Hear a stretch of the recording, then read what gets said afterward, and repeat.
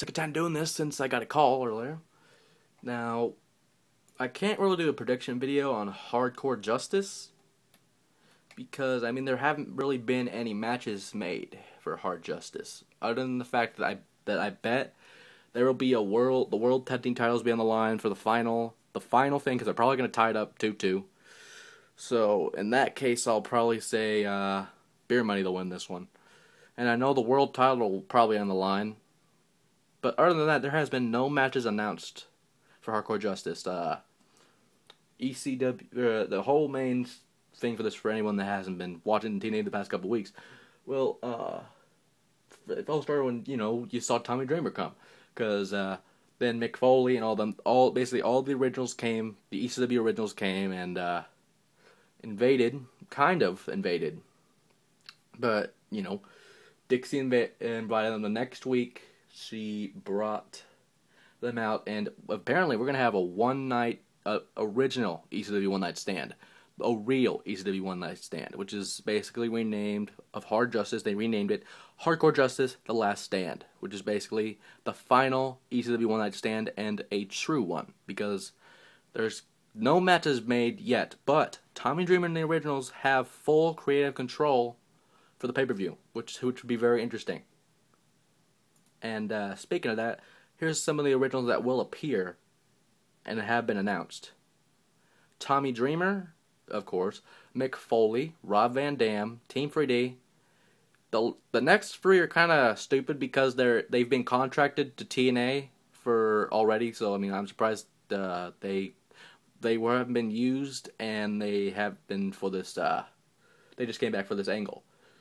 And who I'm talking about is Raven, Rhino, and Stevie Richards, a.k.a. Dr. Stevie, who we all know who's fucking Stevie Richards.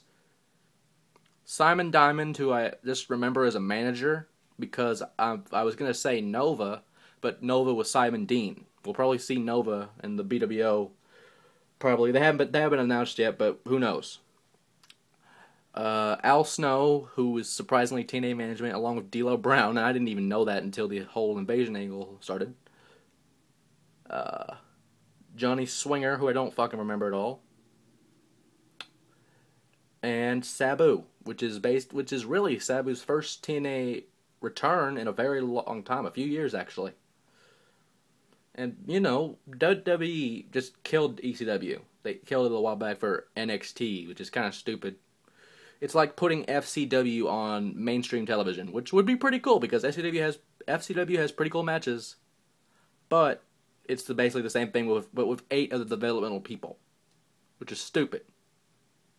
Even though Bryan Danielson and Low-Ki was on there, which is kind of cool. They were renamed Daniel Bryan and Kaval, but whatever. More originals will be announced very soon. Again, there's been no matches made for this. Don't know why. Probably because it's going to be mostly ECW original matches or something. It's basically a celebration of ECW. A true celebration, not the one-night stands that WWE made, even though the first 2 were actually pretty cool. Other than that, they sucked, really. But, stupid. But, yeah, Hardcore Justice is this Sunday, actually. Yeah, August 8th. This Sunday. And, there hasn't been any matches made at all. But, you'll probably expect some of the titles being defended. But, we'll just see what happens, because, I mean, this is going to be one of the greatest pay-per-views of all time. And I'm glad I get to see it. And I bet a lot of people are glad to see it.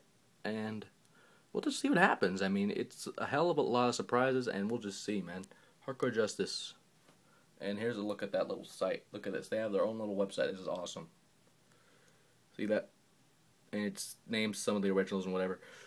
And there isn't really much to the site, really.